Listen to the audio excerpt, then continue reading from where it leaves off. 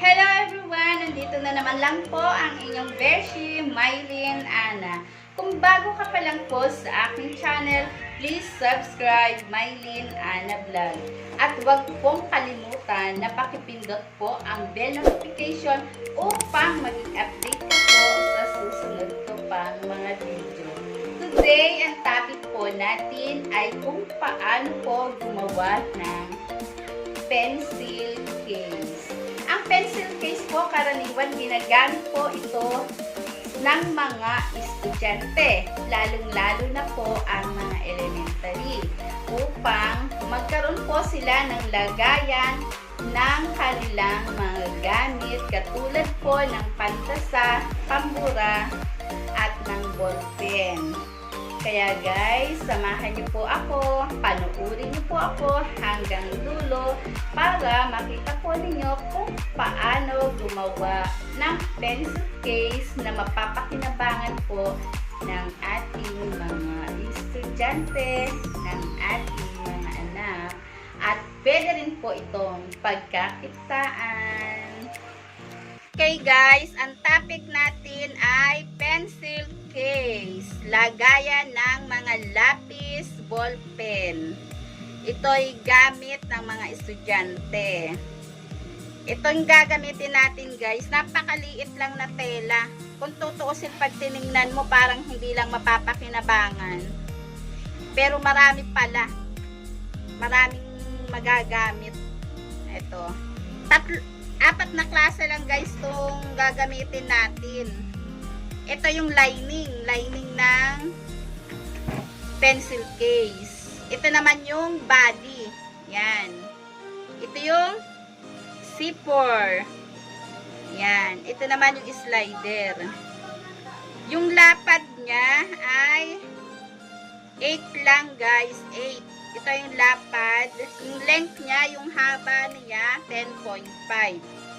Papakita ko sa inyo kung paano magtahi ng pencil case. Mapapakinabangan natin ito guys. Pwede nating ibenta, pwede gamitin ng ating mga anak.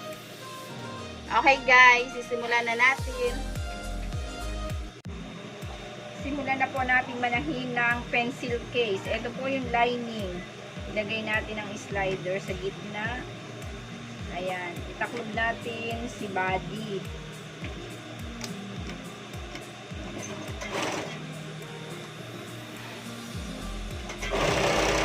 Papo natin pasadahan.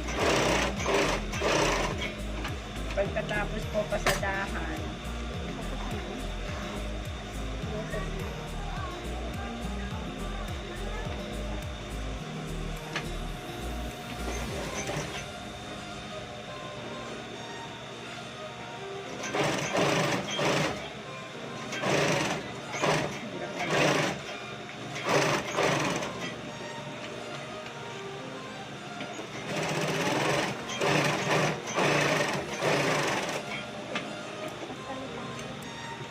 pagkatapos po yan pasadahan, ito naman pong kabila. Ilagay natin dito.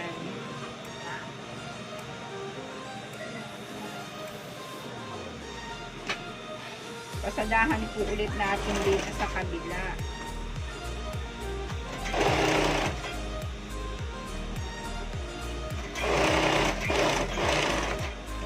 Pagkatapos po, yan, bila. Atin pong baligtarin.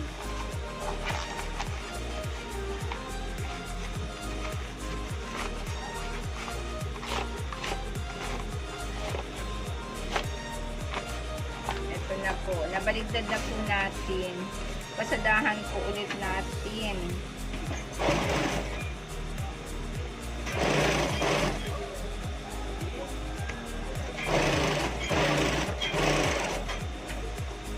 Ano po siya, dalawang pasaya para po matibay.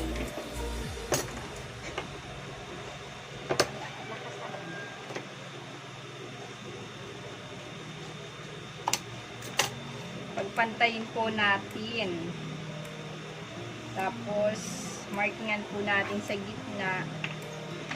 Ilagay po natin itong pinaka hawakan. Pagkatapos po niyan, ilagay na po natin yung slider.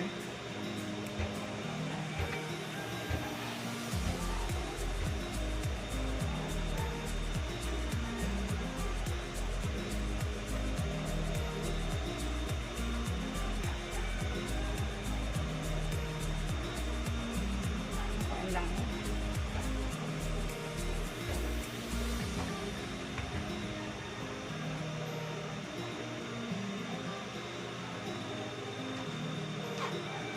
Pagkatapos ilagay yung slider, baliktarin po ulit natin. Pasadahan po natin. I-center lang po natin.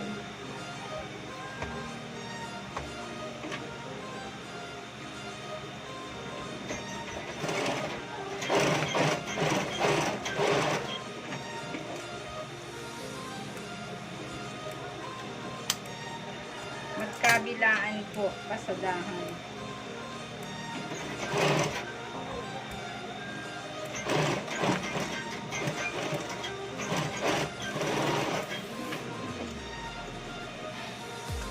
Pagkatapos po, pasadahan po natin yung bawat kanto. Bawat kantuhan po, mga 1 inch. Kailangan pantay-pantay po ang pagpapasada sa kanila.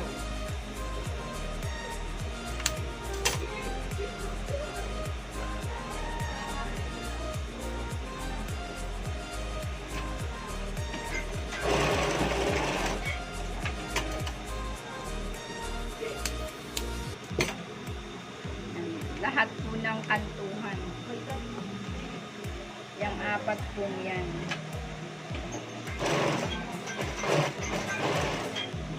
Tapos saka po natin gugupitin.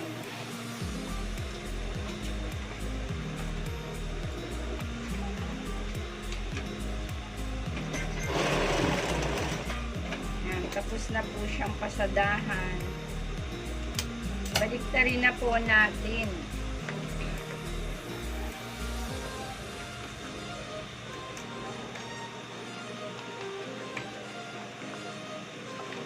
Ito na po, oh.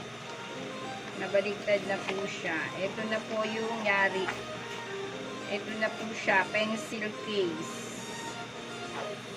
Nakabuo na po tayo ng isang pencil case. Ayan po, oh. Yan. Para hindi po nagkakalat ang mga gamit. Yan na po.